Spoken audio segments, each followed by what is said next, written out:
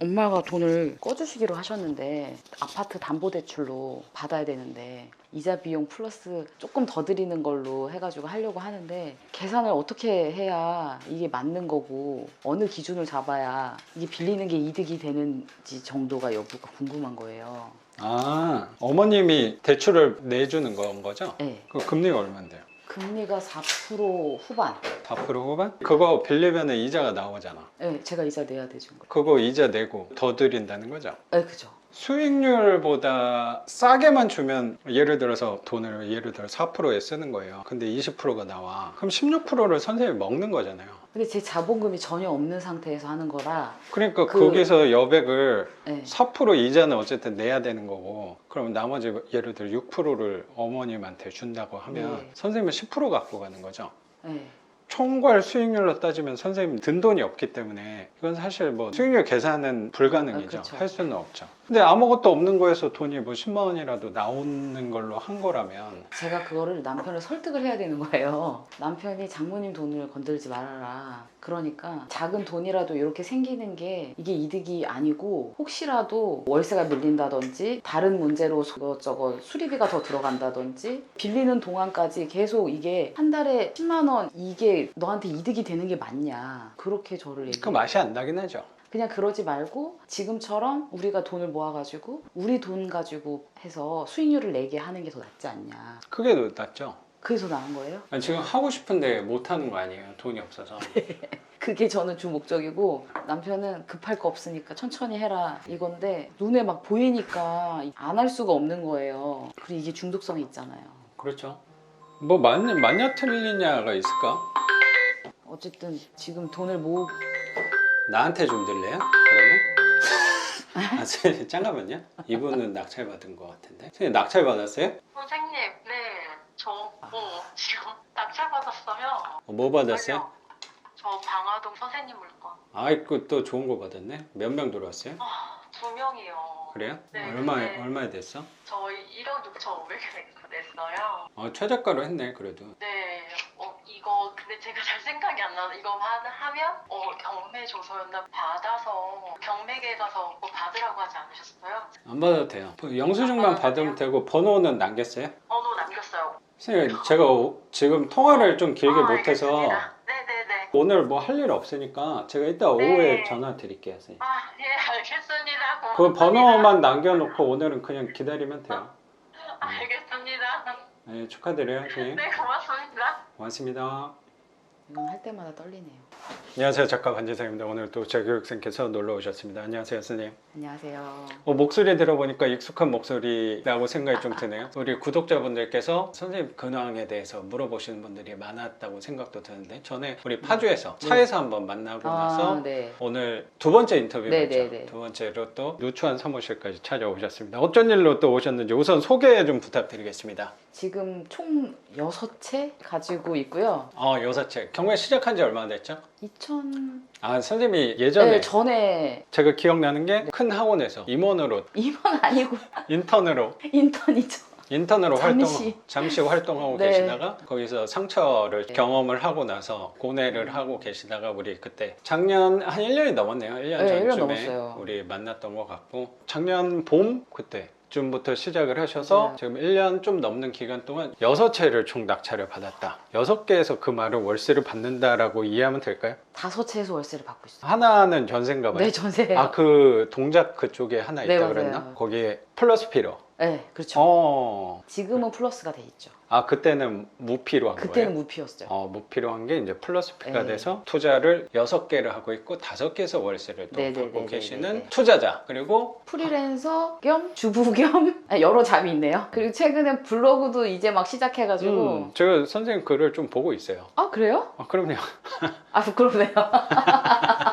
다 모니터링 네. 하고 있습니다. 아 그렇군요. 선생님. 네. 생각해서 잘 써야겠네요. 혹시라도 이상한 글을 쓰시는 거 아닌가. 그렇게 하시는 일이 여러 가지 일을 하고 계시는 거고 네. 주업은 프리랜서. 프리랜서로 네. 일을 하고 계시는 거고 아까 언급하셨던 것은 선생님 지금까지 성과를 여쭤보면은 지금까지 투자한 게 총 6개인데 네. 6개 중에 하나는 갭 전세고. 투자를 하신 거고 5개는 월세 네. 하셨는데 구체적으로 여쭤봐도 돼요? 첫 물건이 무피로 상도동이었나? 상도동 빌라. 선생님하고 인연이 있는 것 같아요. 나도 상도동에 하나 있거든요. 그리고 우리 신정동도 신정동도 하나씩 하나 있어요. 있잖아요. 네. 같이. 그거는 플러스피가 된 거고. 네. 근데 요새 전세가 약간 떨어졌다 하는데 전세에 대한 분위기를 직접적으로 느끼지는 못하거든요. 저는 다 월세를 주고 있다 보니까. 근데 그런 거에 불편함은 없어요? 제가 한 채밖에 없어서 네. 그렇게 크게 막 와닿지는 않은데 요번 12월 달 이제 전세 만기가 끝나요. 그래가지고 올해. 그게 좀 걱정이에요. 그분이 현금으로 들어오신 세입자였어요. 아, 대출 안 받고? 네. 그분이 나가신다고 하면 저는 그쵸. 걱정이에요. 뭐 실례가 안 되면 금액 좀 여쭤야 돼요. 그 전세 금액이. 1억 8천이라. 아, 그 약간 부담스럽긴 하다. 제가 좀 그- 부담스러워요. 제가 그때 듣기로는 좀 깨끗한 집이고 엘리베이터도 있고 동네도 메인 주거 단지니까 선생님 갖고 있는 거 안에서 메인이지 거의. 메인이죠. 그렇죠. 위치가 메인이죠. 동네 위치도 좋으니까 네, 아마 네. 전세를 구하는 거는 어렵진 않을 거라고 생각하는데 네. 덩치가 크다 보니까 약간 부담스러운 부분이 있을 것 같다. 제가 가지고 있는 거에서 금액이 덩치가 큰 거지 사실 평수는 제일 작아요. 1.5평이에요. 1.5평? 1.5룸이 아니고? 1.5룸이죠. 거실도 없는 거실 겸 방 해가지고 조그마한 방 하나 더 있는 이런 형태. 분리형 원룸 같은 건가 봐요. 한 7.5평 정도? 그래도 원룸 치고는 큰 평수라고 네, 생각되네요. 그러니까 나름 방은 2개인데 네. 거실 겸 방 이런 식이어서 네, 근데 근데 걔가 메인이죠. 선생님 갖고 있는 거 네. 물건 중에는 네, 네, 근데 네, 이제 12월에 나간다고 하니까 선생님 샀던 가격보다는 플러스 피를 땡기긴 네. 했지만 또 심적 부담감이 있는 많이 부담이 돼요. 왜냐면은 세입자를 새로 구하려면은 불법 건축물이어가지고 네. 그러면은 전세 보증 그것도 안 되더라고요. 위반 건축물로 지금 잡혀 있는 네, 상태. 네, 네. 사실 그러니까 또 원상 복구 하는 거는 어려워요. 어려운 일이니까 네, 그렇죠. 그건 안 돼요. 근데 과태료는 끝났어요? 끝났어요. 다행이네요. 네. 부담은 덜하긴 하네. 전세 보증 보험이 안 되는 그러면 전세입자들은 그럼 안 좀 들어와요. 불편하겠다. 그래서 그러네. 세입자를 구하기가 너무 어려워서 네. 이분이 연장해 줬으면 좋겠는데 네. 요즘에 좀 너무 상황이 안 좋고 음. 좀 더 저렴한 데를 충분히 갈 수 있으니까 네. 마음이 많이 불편해요. 이 가격으로는 다시 못 구하지 않을까 좀 걱정이 되는 거. 낮춰서 해야지 들어올까 말까. 그럼 전세 보유한 지는 얼마나 된 거예요? 4년. 4년? 세입자 두 번째 세입자. 그러면 4년 갖고 있어 보니까 네. 선생님이 전세 물건 하나랑 나머지 5개 같은 경우는 월세잖아요. 그럼 구분이 될 수 있을 것 같은 네, 생각이 네, 네, 들거든요. 네. 제가 느껴지기는 첫 번째 물건을 전세로 해보고 나머지 5개를 월세로 했다는 거는 그래도 선생님이랑 잘 맞는 방향은 월세 쪽이 아니었나라는 네. 느낌이 들거든요. 네, 부담이 확실히 돼요, 전세가. 제가 임차인을 맞췄을 당시에는 전세랑 집값이 막 올라가고 있었을 당시여가지고 그때는 마음이 좋았죠. 그렇죠. 기분 네, 좋죠. 기분 되게 좋잖아요. 어. 1,000만 원도 올리고 2,000만 원도 올리고 그렇죠. 기분이 좋은데 그냥 꽁돈 생기는 네, 거니까. 이렇게 떨어질 때는 와 진짜 한없이 마음이 너무 불편해가지고 그렇게 하고 또 월세도 한번 해봤는데 월세는 부담이 확실히 없더라고요. 상대적으로 보증금이 작으니까. 상대적으로 네. 보증금이 작으니까 500, 1000 정도는 어. 내가 어떻게든 융통을 그렇죠. 해서 500천은 뭐 항상 들고 다니시니까. 그 경험이 선생님한테 또 소중했다고 생각이 네. 들고 배움도 많이 줬다고 생각이 들어요. 이게 누가 옆에서 말하는 거랑 내가 직접 몸으로 피부로 느껴보는 거랑 어느 쪽이 맞는구나. 그건 행동해 봤기 때문에 알 수 있는 부분이라고 저는 생각이 들고 그리고 나서 또 기억이 지금 나는 게 법인 투자를 하셨다가 재산세 고지가 오늘 됐더라고요. 그래서 법인으로 네. 한 개, 2개인가 2개. 했다가 걔는 월세를 받고 있는 거고 네. 법인 투자자로 또 활동하고 계시는 거잖아요. 네, 마음이 너무 아프네요. 법인도 참 그래 좀 나아진 거 아니야? 많이 나아졌죠. 네. 법인 하면 아픈 기억이 자꾸 떠오르니까 그러면 2번, 3번은 법인 투자를 월세로 한 거네. 3번, 4번이 법인 투자. 그러면 2번은 개인으로 한 거고. 네, 그게 신정동이에요. 2번, 두 번째. 그 반지하가. 네, 돈이 없어가지고 이제 찾아본 게 반지하였어요. 그래서 선생님을 알게 된 거고. 네, 네. 그때 법원에서 만났을 때. 법원에서 인사도 하고. 네, 저 도망갔을 때. 그때 책을 들고 있었는데 사인 받을 거예요. 이렇게 만나려고 제가 네, 도망갔어요. 네, 네, 네. 그래서 법인으로 했다는 게 약간 선생님한테는 좋지 않은 기억이었다라고 표현하신 거는 예민한 질문일 수 있지만 어떤 부분인지 살짝 언급해 주실 수 있는지. 법인 투자를 그럼 한 2년 정도 한 건가? 그죠. 2년 동안 법인 대표님으로 유지를 해보니까 장점도 분명히 있겠지만 불편한 점은 어떤 거예요? 저는 경험이 없어서. 대부분 장점보단 단점이 더 많은 것 같아요. 그래요? 그럼 하나씩 좀 따져볼까요? 개인 투자와 법인 투자. 장점을 우선 먼저 얘기해 볼까요? 법인이요? 장점은 뭐예요? 법인 그때 왜 한 거예요? 그때 당시에 개인이 대출이 안 나왔을 때 법인은 대출이 나왔죠. 우리는 대출을 해야 되니까 어떻게든 빨리 성과를 내고 싶고 경매를 알았으니까 하고 네. 싶은데 네. 개인은 대출이 막혀서 안 되는데 법인은 살짝 열어줬을 때 그때 법인으로 해서 대출을 받았죠. 80%? 막 90%까지 해주는 신탁까지 하면 90%까지 됐어요. 근데 그거는 저는 어쨌든 개인 투자자 입장에서 주로 활동을 했으니까 네. 제가 알기로는 저는 오해였다고 생각도 좀 있거든요. 그때 개인도 됐어요. 그리고 개인도 신탁으로 하면 똑같은 거라고 생각도 있거든요. 그래서 이거는 한번 짚고 넘어가는 게 맞는 것 같은 네. 게 그거는 장점은 아니라고 생각은 들어요. 근데 그때 당시에는 저한테는 제가 잘못 알았을 수도 있고 네. 정보가 잘못됐을 수도 있는데 그때 당시에는 그게 되게 큰 거였기 때문에 불가피했죠. 그러면 선생님은 대출에서 법인이 유리하다라는 생각으로 네. 했던 거였던 거고. 네. 근데 그게 정보가 잘못됐다면은 잘못된 투자였을 텐데 그렇게 알고서는 굉장히 큰 장점이니까 그쪽으로 갔었죠. 개인이 되는지도 모르고. 그러면 장점은 그 대출에서 유리하다고 예, 생각하고 한 거였고 그러면 그거였어요. 조금 이해가 되는 것 네. 같아요. 단점은 단점은 뭐예요? 돈이 너무 많이 들어가요. 구체적으로 어떤 돈이 드는 거예요? 경비가 기본적으로 들어가는 비용이 경비가 세무사를 끼고 그렇죠. 그걸 하잖아요. 복식부기를 예, 의무적으로 해야 의무적으로 매번 해야 되니까 그 비용이 제가 깎아서지만 한 달에 11만 원은 들어가고요. 원래 13만 원, 14만 원 되니까. 이랬는데 그래도 저렴하게 하는 편이라고 생각이 예, 좀 예, 들긴 예. 하네요. 제가 부탁을 했죠. 불쌍하게. 돈이 없어요. 법인 물건이 2개밖에 없는데 이게 너무 유지비가 많이 들어요. 전 계속 유지하고 싶은데 좀 예, 방법이 예, 없을까요? 예. 좀 깎아드리겠다 해서 협상은 또 누구보다 또 잘 하시니까 한번 해봤죠. 혹시나 몰라서.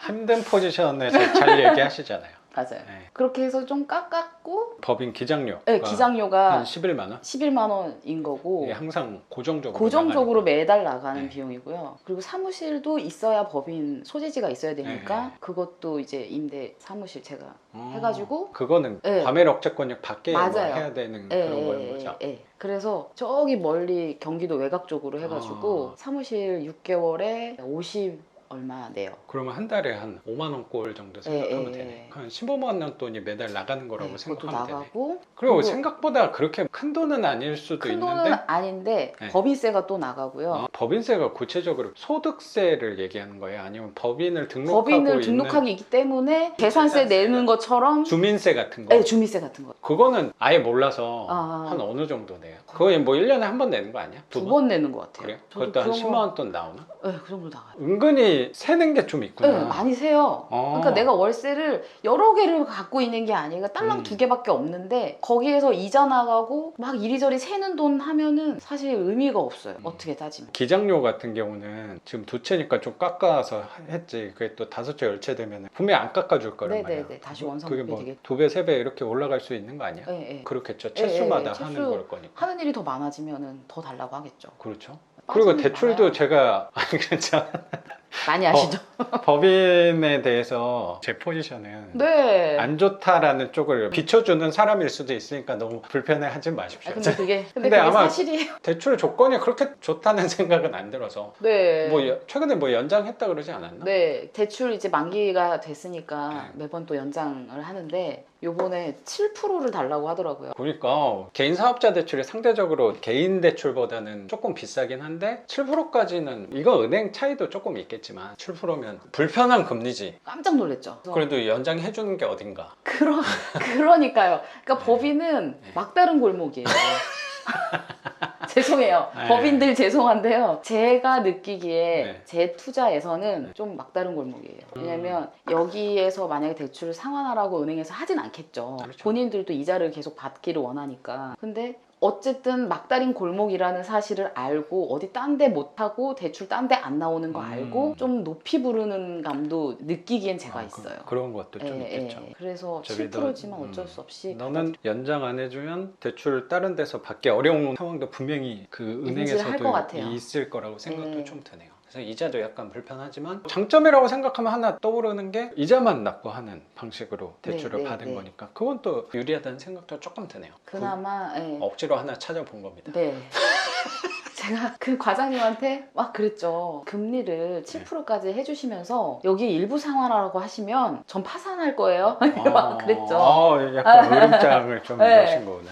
아니, 더 너 이상 이렇게 나와. 저 힘들어요. 저 이자 꼬박꼬박 잘 내고 있잖아요. 네. 근데 일부 원금 상환까지 얘기하시면은 전 진짜 파산할 거예요. 그랬더니 아유 걱정하지 마세요. 그래도 네, 잘 일부 상환은 중간점을. 안 합니다. 은행도 지금 힘들어요. 이렇게 어쩔 수 그래요. 없이. 그렇게 두 채를 법인으로 하다 보니까 장점도 있겠지만 불편한 점도 있다고 생각해서 네. 이제 5번부터 5번, 6번 물건은 개인으로. 네네. 선생님 왠지 터가 자기랑 맞는 터가 좀 있는 것 같아요. 파주 쪽으로 주 네네. 모델가 된 것 같은. 작가님 만나고 빼였죠. 그때 당시에는 규제 지역에서만 제가 막 어떻게든 싼 거를 찾아보다가 비규제 지역일 때 생각도 못 했다가 그걸 좀 깨고 비규제를 찾아봤죠. 사실 파주가 되게 먼 느낌이 이 있어요. 마음의 거리가 약간 맞아요. 멀다는 생각이 있는데 선생님 동네에서 뭐 그렇게 멀지는 않다고 생각도 들어요. 하루 1시간? 이 서울 서쪽 부분에 거주를 하고 계시니까 네네네. 뭐 그렇게 멀지 않은 거리라고 생각은 음. 드는데 그렇게 총 6개 중에 5개 빌라에서 월세를 네. 받고 계시는 건데 실례가 안 되면 총 월세는 얼마인지 한번 여쭤봐도 될까요? 매출은 총 월세 312만 원. 312만 원 이게 매출인 거고 네. 여기서 이자를 혹시 제외하면 얼마인지 161만 원. 161만 원 그럼 한 절반 이상이 남는 거라고 생각이 좀 드네요. 네, 근데 원래 더 남아야 되는데. 네, 요새 금리가 조금 올라서 네, 맞아요. 그래서 금리가 오른 거 생각해서 요 정도라면 선생님이 지금 투자금을 이제 다 썼는데 왜 더 투자를 하려고 사실 그 부분 때문에 오늘 오신 맞아요. 거라고 생각도 조금 들거든요. 그리고 방향은 월세 쪽으로 조금 더 늘려가시려는 생각으로 오신 거라고 생각도 들어서 그 대안에 대해서 우리 같이 한번 생각해 보면 좋을 것 같아요. 네네네. 또 뭐 얘기할 거 있어요? 너무 이자가 5채 했을 때 그때 당시에 순수익이 160이었어요. 5채 했을 때 160이었는데 작년 겨울이었나? 그때 5채 해가지고 160이 이제 순수익이 됐어요. 네. 그러니까 한 채를 더 늘리면 200 되지 않을까요? 막 어. 이런 생각을 부풀어서 네. 있었는데 네. 이자가 이렇게 많이 오르는 바람에 6채를 했는데 160인 거예요.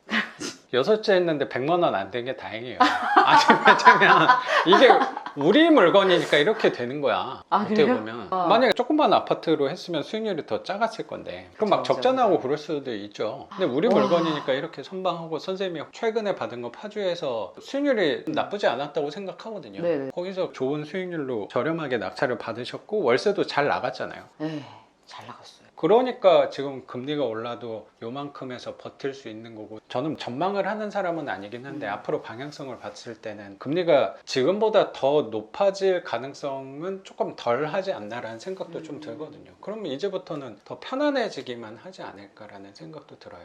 작년부터 금리가 되게 많이 올랐는데 네. 지금 시기를 버텼는데 뭐 앞으로 이거보다 더한 상황이 없다는 아니겠지만 더 하기는 쉽진 않을 거거든요. 작년 같은 경우는 선생님도 느꼈겠지만 문자가 막 한 달에 한 번씩 막 1%씩 올라간다고 할 때마다 되게 저도 무서웠어요. 이거 언제까지 올라가나. 그럴 때마다 저도 걱정이 안 됐다면 거짓말이라고 생각도 들거든요. 그래서 저도 뭐 수익금이 그만큼 줄었다고 생각도 드는데 최근에 선생님이 월세를 그래도 잘 받을 수 있었던 거는 결국에 금리가 올라간 덕분에 월세가 사실 올라간 거잖아요. 근데 맞아요. 잘 아시겠지만 월세가 분명히 올라간 거는 선생님도 느끼고 저도 많이 느끼고 있단 말이에요. 월세도 같이 떨어질까에 대해서는 미지수라고 생각이 들어서 그러면 오히려 이 차익은 조금 더 나아지지 않을까. 선생님 수익률은 가만히 있어도 점점 개선되지 않을까 라고 생각하거든요. 선생님도 그렇고 저도 그렇고요. 이 고점을 버텼는데 여기서 무너진 사람도 얼마나 많아요. 지금 뉴스를 보면 특히 갭 투자한 사람들 많이 무너지고 있잖아요. 그렇잖아. 선생님 그 1번 물건 같은 거 플러스 3, 4천 다 땡겼다고 했다고 생각해봐요. 그게 6개, 7개여봐. 이거 너무 끔찍한 일이야. 어떻게 끔찍하죠. 보면. 이거 진짜 끔찍한 일일 수도 있다고 와 생각해야죠. 진짜 끔찍하죠. 그렇죠. 그게 하나여서 다행인 거야. 또 생각을 해보니까. 어떻게 보면. 그렇지 않아요? 그래서 제가 이 계속 월세만 하는 거예요. 맞아요. 우리 같이 네. 약간은 겁이 많고 돈도 없고. 그래서 그런 사람한테는 이 투자가 조금 더 잘 네. 맞지 않을까라고 저는 생각이 들고 선생님도 갭 투자랑 월세 투자를 해보니까 월세 투자가 나랑 조금 더 잘 맞구나 라고 생각해서 이 정도 또 투자를 유지했으면 명도도 그렇고 대출 경험이 많으실 거라고 생각하는데 어떤 일 때문에 또 오늘 찾아오셨는지 또 궁금하네요. 선생님.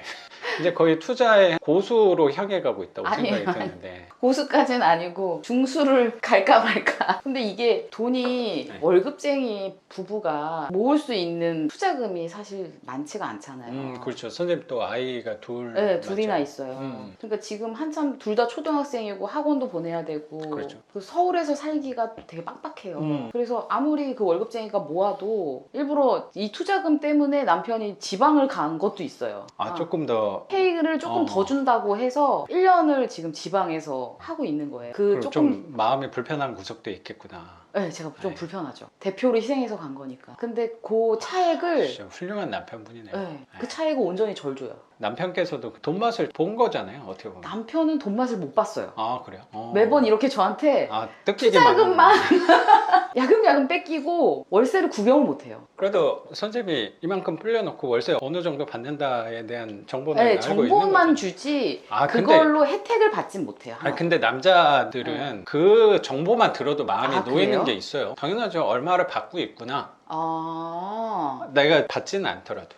그래요? 당연하죠. 경제적인 부분에서 선생님이 투자를 열심히 하고 있긴 하지만 남편께서가 좀 주축이 되는 게 있는 거 선생님이 투자한 것도 남편분의 큰 지지와 동의를 받았기 때문에 그렇죠. 움직일 수 있는 거라고 생각이 또 들거든요. 근데 듣는 것만으로도 큰 힘이라고 저는 생각하거든요. 괜히 그 멀리 내려가신 게 아니라고 생각도 들어요. 투자금이 제가 지금 주춤해서 못한다고 이제 투자금이 다 떨어졌다, 네. 동났다, 할 수 있는 최대한은 다 끌었다. 근데 이제 더 이상은 투자를 하기가 어려우니 그러면 자기가 이런 기회가 있는데 지방 가면은 100 얼마 한 달에 더 너한테 줄 수 있다. 그러면은 그거를 마이너스 통장을 또 열심히 모아가지고 네. 1년 모으면은 또 한 차 할 수 있지 않냐. 너도 버니까. 그래서 남편 버리가지고 온전히 저희가 생활을 해요. 그리고 제가 프리랜서로 짧게 하거든요. 애들 네. 케어해야 되니까. 그 짧게 하는 동안 한 150 정도 하면 남편 100 얼마 한 거랑 같이 모아서 그걸 온전히 마이너스 통장을 계속 갚아요. 그래가지고 지금 한 6개월, 7개월 모아가지고 지금 네. 한 1,400 네. 만들어 놓은 거거든요. 그거 가지고 또 이제 하나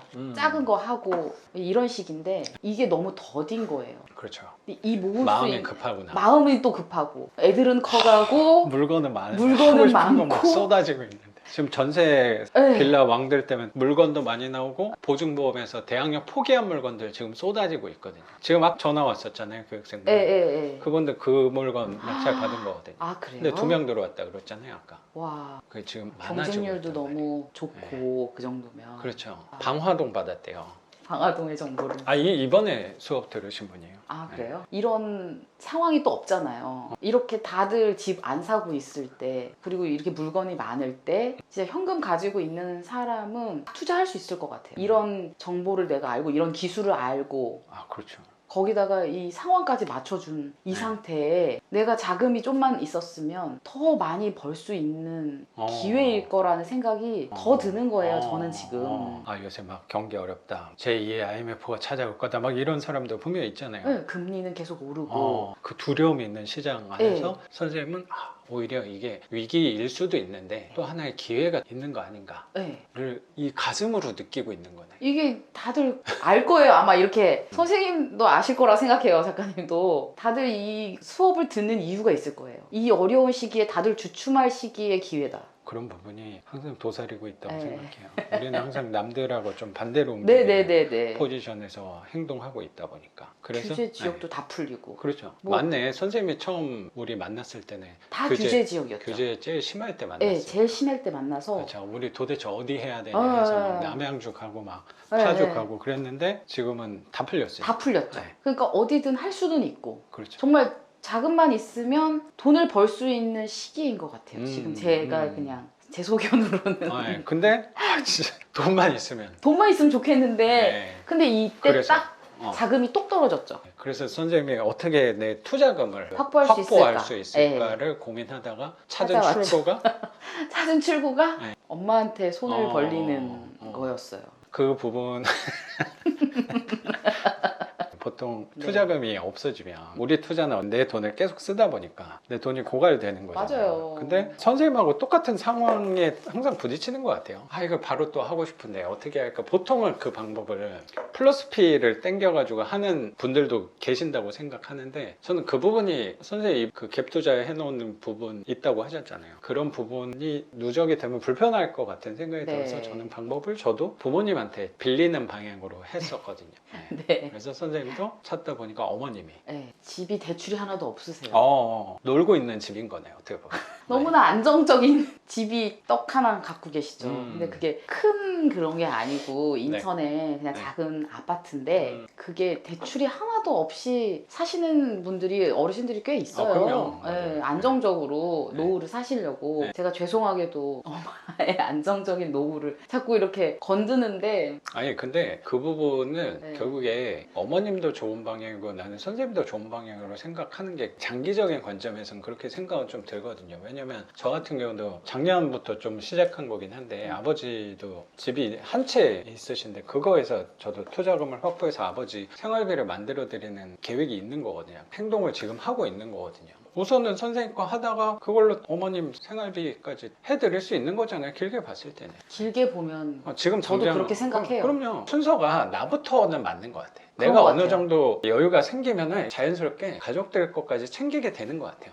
저도 처음에는 엄마한테 빌린 거를 그냥 이자만 드리는 식으로 했었고 처음부터 생활비를 드리지는 않았어요. 저도. 근데 그게 한 10년 정도 돈 쓰고 나서 이제부터 어머니랑 아버지한테 만들어 주는 거예요. 그때는 나 살기도 바쁜데 누굴 도와줘? 내 가족도 도와주기 저는 힘들었던 것 같아요. 제가 뭐 좀 시야가 짧고 생각이 짧은 사람이어서 그랬는지 모르겠는데 내가 죽겠는데 남을 도와준다는 거는 제 생각 안에서는 좀 사치였던 것 같고 그게 10년이 지나니까 전보다는 나아진 부분이 있잖아요. 네, 경제적인 네. 부분에서 내게 어느 정도 충족되니까 이게 주변한테까지 흘러간다는 생각도 요새는 조금 드는 것 같아요. 그래서 너무 어머님 돈 쓰는 거에 대해서 불편해할 건 아닐 수도 있다고 생각해요. 선생님이 그리고 그냥 공짜로 달라는 게 아니잖아. 우리는 그래도 되게 양심 있는 사람들이야. 그냥 달라는 사람들은 얼마나 많은데.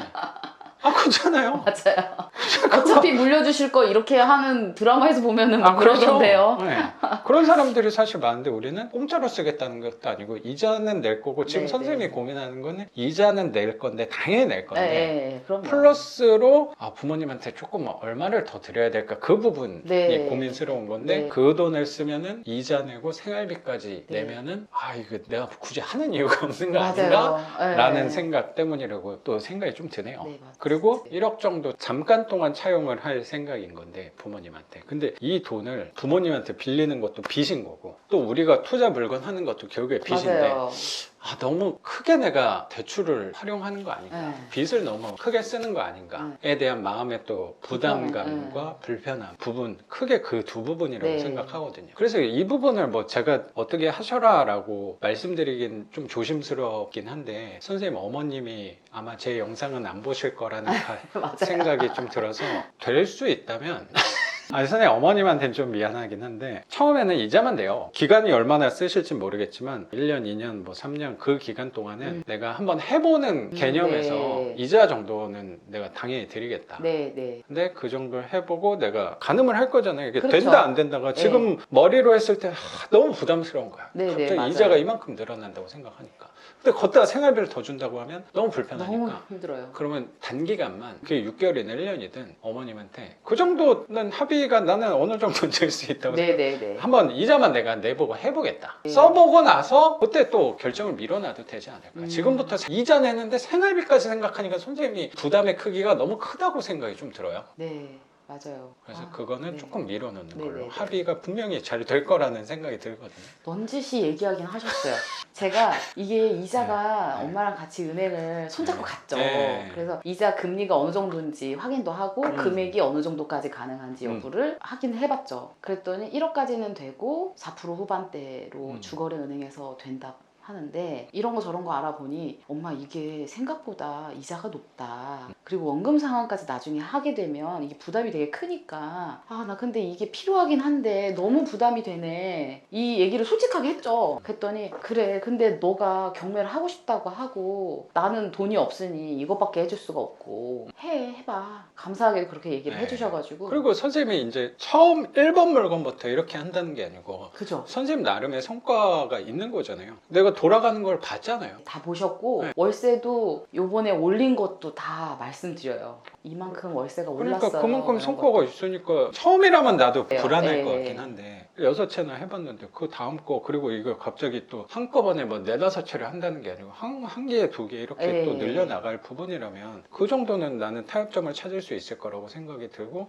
어느 정도 호의적이라는 생각도 저는 들긴 하거든요. 네네. 그거는 그러면 좀 미뤄두는 걸로. 그럼 네. 두 번째 부분은 이거 어쨌든 1억을 마이너스 통장으로 1억을 만든다고 하면은 내가 쓸 때마다 돈을 빼내면 되는 거니까 부담이 좀 덜할 것 같긴 한데 1억을 한꺼번에 담보대출 형식으로 받아야 되는 거면 1억에 대한 돈을 받는 즉시 이자가 이자가. 매달 나가는 거네. 네. 그 부담감도 좀 있다고 생각이 들어요. 그 부분을 한번 이따가 생각을 해보면 좋을 것 같아요. 그러면 우리 현금흐름 월세 투자자들은 어떻게 부담감을 좀 줄여나갈 수 있을까에 대해서 생각을 해보면 전가요? 네, 선생님이면 네. 선생님이 월세 투자를 5채라고 쓸게요. 5채에서 순소득이 161만. 160만 원 정도 네. 들어오는 거잖아요. 이렇게 나오는 거니까. 이제 선생님이 1억을 내가 대출을 받으면은 일단 내는 돈이 월 한 40만 원 정도 되는 거네요. 네. 그렇죠. 네. 한 4% 후반 정도. 그러면 이 부분을 선생님이 아까 우리 만나기 전에 얘기했던 게 남편분 소득으로만 아이들하고 선생님하고 생활하는 거는 쓰고 있는 거고. 네. 그래서 이 부분은 어떻게 보면 계속 꾸준히 모은 거. 선생님 또 월급이 있네. 선생님 프리랜서로 활동하고 있는 거에서는 네. 한 요 정도가 또 들어오면 어쨌든 한 300만 원 돈이 월 현금 흐름이 있는 거네. 근데 이게 지금 한 2년 동안 저렇게 받고 있었어요. 근데 지금 잠깐 또 쉬는 기간이 있고 이러니까 조금 빠지긴 하지만 그렇다면 요거를 우리가 다 쓴다는 개념이 아니고 우리는 이 네. 부담감의 크기를 좀 줄여보자는 개념인 네, 네, 거니까 한 300만 원 돈의 월 네, 현금 흐름이 잉여의 현금 흐름이 있는 거죠. 일하면 얼마든지 할 수 있는 그렇죠. 금액이죠. 그리고 이만큼 대출 내는 게 있으면 아마 눈에 불을 켜고 조금 더 일거리를 찾아낼 수 있지 않을까라는 생각 조금 들 네. 수 있거든요. 어쨌든 내가 자산을 키우는 과정 안에서는 어느 선에 도달할 때까지는 조금 더 힘쓰는 게 있을 수 있지 않을까? 그래서 제가 어제 저녁에 갑자기 알바거리가 들어와가지고 집에서 재택을 했는데 35만 원 벌었어요. 그러니까 전 같으면은 좀 안 했을 안 수도 했어요. 있는 건데 지금 이게 마이너스가 이게 왜 이렇게 내가 열심히 하지? 했는데 이 마이너스 40만 원 있다고 생각하면은 조금 더 뛸 수 있다고 생각도 뛸수 들어요. 있어요. 아니 뭐 그 정도 무리하는 건 아니니까. 네네. 그 정도는 충분히 하실 역량이 있다고 생각이 좀 네. 들어서 이게 저는 그렇게 부담스럽지 않을 수도 있다는 게 네네네. 우리는 투자금을 계속 내가 버는 돈, 갭 투자를 하던 아니면 시세 차익을 걷어서 돈을 뭐 1,000만 원, 5천만 원, 1억 이렇게 모아가는 사람은 아니잖아요. 그러다 보니까 우리는 어떻게 보면 돈을 쓰기만 하고 들어오는 게 없네. 야, 그 월세 뭐 50만 원, 100만 원 그거 언제 부자 돼? 라고 생각할지 모르겠는데 우리는 결국에 현금 흐름을 모은 사람이라고 생각이 들거든요. 그러면 이런 식으로 활용을 한다면 만약에 선생님이 뭐 이거는 따로 두더라도 여기 160만 원이 맨날 들어온다. 월세의 특징이 뭐 또 월급같이 160만 원을 고정 받는다, 10년 동안 받는다 이렇게 또 생각하기 뭐 공실도 있고 하니까 조금 부담스러울 수는 있어도 이 부분에 대해서는 네네. 충분히 상쇄시키고 커버시킬 수 있다고 생각하거든요. 맞아요. 이거를 1억을 지금 당장 받는다기보다 그 시기에 대해서는 우리 네. 얘기하긴 했지만 보증금 정도는 마이너스 통장에 있다고 하시니까 네네네네. 그러면 입찰하다가 낙찰 만약에 됐다라고 하면은 뭐 네. 잔금까지는 한 달 반 정도 시간이 있으니까 그때에 맞춰서 네. 대출금 실행하면은 그때부터 사실 조금 부담스러운 네네네. 거지. 근데 1억 빌린 거에서 마이너스 40만 원이 나간다고 해도 그 집에 대해서 또 잔금 대출을 또 할 네, 거잖아요. 네, 네, 그러면 네. 거기서 못해도 우리 덩치 물건으로 한다고 하면은 이자만 생각하면 또 한 20만 한 원 20만 원 정도? 그렇죠. 7호점에 또 20만 원 정도는 나갈 거란 말이에요. 네. 그러면 뭐 요 정도 크기의 두려움인 거야. 어떻게 보면 선생님이. 그러네요. 그러면 이게 지금 1억으로만 봤을 때 우리 항상 그 고민이 그거거든요. 결국에 내가 1억을 빌린다? 그럼 내가 1억을 갚으려면 얼마나 모아야 되는데거든요. 그러네요. 그리고 어쩌면 남편분께서도 야 우리 천천히 하자라고 했던 게 야 그 돈 1억으로 모으는 시간으로 생각했을 때 선생님은 1,000만 원, 2,000만 원 모으는데 그럼 이거 사실 아이 2명 키우는데 요만큼 잉여 자금이 생긴다는 건 진짜 대단한 분이라고 생각도 들거든요. 근데 이거 모아가지고는 1,000만 원, 2,000만 원 언제 모으냐? 나 올해 2채 또 해야 되는데 그럼 막 답답하니까 네네네. 그 부분이 자꾸 부딪혔을 네, 맞아요. 거라고 생각이 좀 들거든요. 근데 우리는 모아놨던 게 요걸 모아놨던 거예요. 그러면 요거를 상쇄시키면 그래도 100만 원이 남는 거야. 사실 뭐 좀 항상 변수가 생기니까 뭐 여기서 조금 더 비용이 든다고 하더라도 그렇게 부담스러울 건가에 대해서는 생각을 해보면 될 것 같아요. 저는 항상 그 부담감, 그 두려움 그런 부분에 대해서 항상 어떤 식으로 노력을 했냐면 그거를 좀 구체화시키려고 노력을 한 것 같아요. 항상 금액으로 한번 생각해 보려고 노력을 했던 것 같아요. 근데 금액으로 한번 생각해 보면 선생님이 결국에 내 움직임을 멈칫하게 어쩌면 좀 방해했던 거는 요 돈이라고 생각을 하거든요. 그러네요. 그래서 월 60만 원 정도를 그리고 뭐 1년, 2년 뭐 계속 감당하는 게 아니고 만약에 이게 또 이 20만 원은 단기적인 20만 원이란 말이야. 선생님 지금까지 한 거 봤을 때 내가 낙찰받고 월세 새로운 세입자 들어오는데 빠르면 한 3개월? 맞아요. 4개월? 네. 뭐 그거 아니면 얘는 또 상쇄되고 또 어떻게 되는 거야? 월세가 생기죠. 월세가 하나가 7호점이 또 한 30만 원은 들어오는 거지. 그러면 얘까지 좀 나아지는 거야. 얘가 들어오면서. 그렇지 않을까? 사실 선생님이 지금 무리하려는 이유가 요것 때문에 하는 거잖아요. 네. 이게 그렇게 무리하는 건가? 선생님은 지금까지 돈이 없다고 자꾸 얘기하시지만 돈을 그냥 우리가 소비재를 사기 위해서 돈을 쓴 사람은 아니거든요. 현금 흐름을 모았으니까 이거를 또 투자에 활용한다면 선생님은 그래도 너무나도 운이 좋게 대출이 하나도 없는 집을 소유하신 부모님을 계시니까 이건 사실 선생님이 특별한 부분일 수도 있어요. 이것도 못 하시는 분들 많을 수도 맞아요. 있잖아요. 감사하게도 또 어머님이 빌려주신다고 네. 했으니까 그럼 이거를 활용하면 이건 시세 차익으로 투자하신 분들이 이 계획을 짤 수가 없어요. 제가 생각할 때. 근데 우리는 그 돈을 융통할 수 있는 부분을 이렇게 또 활용을 할 수 있지 않을까 싶어요. 이런 설명을 듣고 싶었나 봐요. 어. 제가 느낌으로만, 감으로만 이런 걸 잘 못하니까 감으로만 알고 있었는데 이건 분명 손해가 아닐 것 같은데 구체적으로 막 설명을 못 하겠는 거예요. 근데 이렇게 설명을 해주시니까 마음이 편안하네요. 너무 편하네요. 남편을 설득도 할 수 있겠어요. 이거 사실 우리가 하는 부분이 굉장히 논리적으로 우리가 풀어내고 있는 거예요. 제가 딱 네네네. 모습만 봤을 때 저는 되게 뭐 체계도 없고 뭐 약간 허술해 보이고 할지 모르겠는데 이거 다 숫자로 하는 거야 우리는. 제가 어느 시점에서는 반대를 했을 거냐면 만약에 선생님 이만큼 들어오는데 예를 들어 한 5억 정도를 쓴다. 그러면 5억 정도 쓰면 여기 그냥 단순히 5배 해서 200만 원 나가는 거잖아. 부담되죠. 그러면 하면 안 돼요. 네, 이건 부담되죠. 5억을 땡긴다고 했으면 나는 하지 말라고 했겠지. 근데 이거는 누가 봐도 괜찮거든. 요 현금 흐름이라면 그렇지 않아요? 와, 마음이 편안해. 진짜 편안해졌어요. 감사합니다. 다행이네요. 와. 그래도 뭐 먼 곳에서 오신 건 아니긴 하지만 그래도 오신 값은 좀 하지 않았나. 와. 한 요 정도로 남편분한테 또 네네네네. 이렇게 말씀을 좀 드려 본다면 남편분께서도 이게 1억이라고만 생각했을 때는 부담이 되게 네, 사실 맞아요. 정말 큰 돈이 맞잖아요. 맞아요. 근데 그거를 월 40만 원이라고 환산을 해 본다면 이게 항상 우린 그거야. 1억을 빌려서 나도 그런데 우린 또 가족들이 있잖아. 네. 내 남편하고 내 아이들까지 영향을 받아서 이거 나 완전 쓰러져 버리는 거 아닌가의 두려움이거든요, 결국에. 맞아요. 피해주면 안 돼요. 그렇지. 가족들한테. 혹시라도 득은 못 줘도 피해는 주지 말자. 우리 같은 사람들의 또 특징이거든. 제 안에서 해결을 어떻게든 하려고. 그렇죠. 근데 그 크기가 결국에 40만 원. 40만 원. 진짜 또 제일 위험한 시기가 그 낙찰받고 수리까지 해놓고 공실일 때 그게 60만 원이라면 선생님이 이거는 혼자도 충당할 수 있는 돈, 그 알바 자리 막 더 찾아서라도 네. 충당할 수 있는 돈인 거지. 어떻게 네, 보면 네. 긴 기간 동안 내가 1년, 5년, 10년 동안 내는 돈은 분명히 아닐 거니까. 그렇다면 조금 이 불안감, 두려움의 크기는 조금 낮출 수 있지 않을까. 작게 그럼 만들 수 있지 않을까. 이게 7호점, 8호점이 되면은 저 마이너스 40만 원이 그렇지. 없어지는 게 그렇지. 되는 거잖아요. 그런 관점으로 제가 차를 산 거예요. 네, 차를 나도 1억 정도를 융통을 해가지고 그게 결국에 40만 원 나가는 거잖아. 근데 내가 집에서 40만 원을 갖고 오는 순간 내 차는 어떻게 돼? 난 공짜로 타는 거예요. 그래서 월세를 더 늘리셔가지고 그렇지. 낙찰을 받으셨구나. 그렇지. 제가 무리하게 차를 산 이유가 어떻게 보면 우리가 궁극적으로 이 투자를 하는 이유는 뭐야? 삶의 질도 늘리고 싶은 거잖아. 그거예요. 현재 가진 거에 만족하는 부분도 분명히 있겠지만 그거에 또 단점이라고 생각하면 이 생활에 나아짐이 또 없을 수도 있는 거잖아요. 맞아요. 사실 그래서 우리는 투자만 하면은 그렇죠. 나아짐이 없어요. 그렇죠. 그럼 우리는 이게 또 세속적일 수도 있지만 난 세속적인 사람이거든요. 저도요.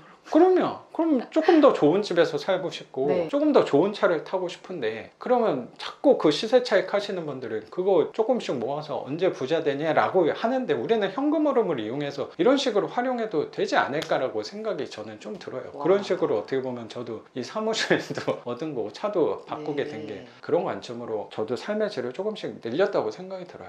고민을 되게 많이 하신 것 같아요, 작가님. 아니 당연하죠. 저도 고민을 당연히 많이 하고 와. 분명히 근데 이게 뭐 제가 좋은 쪽만 얘기했지만 불편한 점도 분명히 있는 부분이죠. 빚을 이용하다 빚이 보니까. 늘어나니까 아무래도 그래서 이거를 아무나 못해요. 사람들은 그냥 저의 불편한 부분을 조금 더 부각시켜서 본다는 생각도 들어요. 선생님같이 저를 찾아오시는 분들은 월세에 초점을 맞춰서 오신 거라고 생각이 드는데 저는 결국에 자기가 행동해야 될 이유를 명분을 어디서 찾느냐라고 생각하거든요. 근데 그 명분을 선생님은 어쩌면 제 월세 쪽에 초점을 맞춰서 저를 만난 거고 계속 꾸준히 가시려고 하는 거라고 생각하고 움직이지 않는 사람들은 어떤 명분을 취하는 거냐면 저의 어쩌면 빚 30억에 야 그 한 달 이자가 그러면 도대체 얼마야? 그거 너 금리 올라가면 어떡할 거야? 물론 그런 부분이 불편한 부분이 있죠. 근데 그분들은 보통 거기에 더 초점을 맞춰서 아 내가 움직이지 않는 명분을 취하는 거라고 생각도 저는 조금 들어요. 근데 이렇게 하는 사람이 소수인 것 같아요, 확실히. 제 주변에 없더라고요. 아 이렇게는 이거는 그냥 일반적으로 봤을 때는 위험해 보여요. 그렇죠. 그게 맞는 것 같아요. 위험해 보여서 걱정을 많이 해줘요. 그렇죠.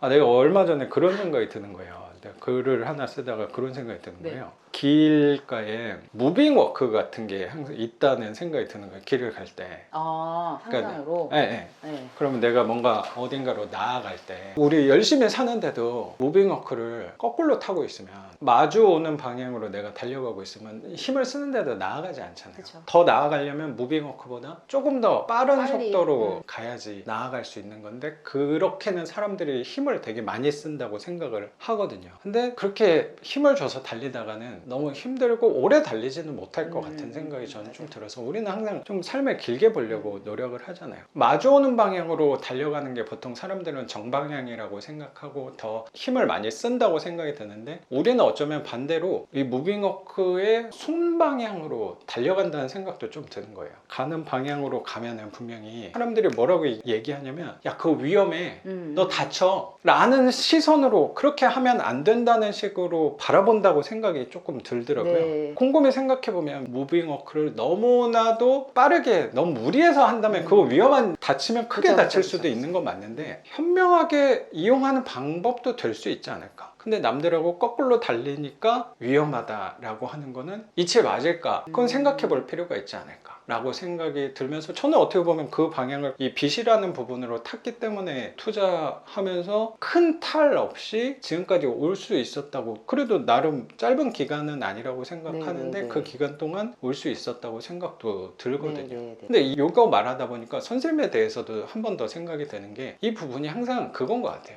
이 욕심의 선인 것 같고 너무 빨리 달리는 게 그렇게 좋은 건 아닐 수도 있다는 생각이 들면서 선생님도 이 빚이라는 양날의 검을 활용하고 있는 거니까 네. 하면서는 속도 조절은 선생님 본인이 노력은 하셔야 될 것 같아요. 네. 너무 빨리 타고 가는 거는 그게 더 위태로울 수도 있는 거잖아요. 자꾸 저도 스스로 자제를 엄청 해요. 그래서 사실 스피드 옥션을 매일 봐요. 근데 물건이 매일 보면은 올라오는 게 별로 없어요. 그렇죠. 다 봤던 것들이고. 근데 그 매일 보는 게 저를 좀 자제하는 저만의 방법인 게 오히려 이거를 그래 내일 또 나와 내일 또 나와 다른 물건 또 나와 이게 자꾸 인지를 나름 시키는 것 같아요. 왜냐면 오랜만에 보면 어머 저거 예전에 얼마에 누가 낙찰 단독이었네 막 아깝다 막 이런 생각도 들 텐데 매일 그렇죠. 보니까 조금씩 그래 계속 나오고 있구나 다 담아놓고 정말 괜찮은 물건이 나오면 임장도 가서 한번 보고 천천히 해보자. 계속 나와 이거를 하는 것 같아요. 자제를 하려고 남편도 옆에서 자제도 많이 해주고 맞아요. 네, 지금 자제해서 여기까지 온 거예요. 원래는 작가님도 빨리 만나려고 그랬다가 이것도 좀 천천히 또 준비하고 생활하다 보니까 또 금방 오더라고요. 오겠죠? 그럼요. 1년에 2채. 1년에 2채 정도라면 선생님 정도 만들어 놓은 사람이라면 빠르게 무리하게 가는 거는 제가 네. 느낄 때도 아니라고 생각이 그죠. 좀 들어요. 네, 제가 기준으로 한 게 1년에 2채는 모아서 한 채, 이런 식으로 한 그래요. 채, 뭐 이런 네. 식으로 하면은 10년이면은 작가님이 될 수 있지 않을까요? 저를 넘어서겠죠. 네. 선생님도 뭐 저보다 누님이시긴 하지만 선생님도 젊으니까 우리는 아직 네. 젊잖아요. 굳이 뭐 내가 1, 2년 안에 승부 봐야 될 필요는 없다고 생각이 좀 들어요. 네. 그냥 조금 더 길게 본다면 달려가는데 한결 수월해지지 않을까라고 생각이 듭니다. 선생님. 그래서 참 네. 이렇게 작가님과의 만남을 한 번씩 하는 게 굉장히 도움이 돼요. 다행이네요. 진짜로. 이런 고민을 어디 가서 얘기하겠어요. 아, 그렇죠. 이게 좀 약간 예민할 수도 있고 이거를 공감할 수 있는 사람이 많지는 않거든요. 어휴, 없어요. 투자하시는 분들도 이렇게 또 투자하시는 분들이 많지 않기 때문에. 네, 한 번씩 이렇게 뭐가 이렇게 돌뿌리에 걸려요. 투자를 하다가 작가님도 아마 그러셨을 것 같아요. 많이 그럼요. 고민을 진짜 많이 하셨을 것 같아요. 한 번씩 돌뿌리에 걸려가지고 아, 갈까 말까, 여기서 멈출까, 그런 고민을 자꾸 하는데 뭔가 방법이 있지 않을까 해서 찾아와서 비규제를 한 거고, 또 이제 투자금이 막혀서 뭔가 방법이 있지 않을까, 이 방법이 내가 생각한 방법이 맞을까 하고 또 찾아왔을 때 이렇게 또 마음이 편안해져서 너무 감사하네요. 이 부분이 저도 고민했던 부분이고 해봤던 부분을 또 물어봐 주시니까 그래도 제가 아, 조금 얼마나 수월하게 다행이에요. 답변을 할 수 있지 않았을까. 아는 걸 물어봐 주셔서 저도 감사하다고 생각합니다. 아, 선생님. 너무 감사합니다. 그리고 별거 아닌 것 같은데 그래도 선생님의 방향의 대안이 네. 될 수 있다고 말씀을 해주시니까 제 나름대로 역할은 하고 있구나 라고 아유, 생각이 좀 크죠, 드는 것 같습니다. 우리 월세 현금으로 투자하시다가 선생님처럼 고민하시는 분들이 분명히 많이 계실 거라고 생각하는데 그런 분들한테도 분명히 조금이나마 도움이 됐으면 좋겠다고 생각이 들고 선생님 예민한 얘기일 수도 있었는데 오늘 같이 구독자분들한테 공유를 같이 해주신 거 감사하게 생각합니다. 선생님. 감사합니다. 고맙습니다. 선생님의 7번 물건 낙찰 받으면 그 물건에서 선생님은 또 만나 뵙는 걸로 하고 네. 우리 오늘 영상은 여기서 마치는 걸로 하겠습니다. 작가 반지상이었습니다. 감사합니다. 고맙습니다. 선생님. 감사합니다.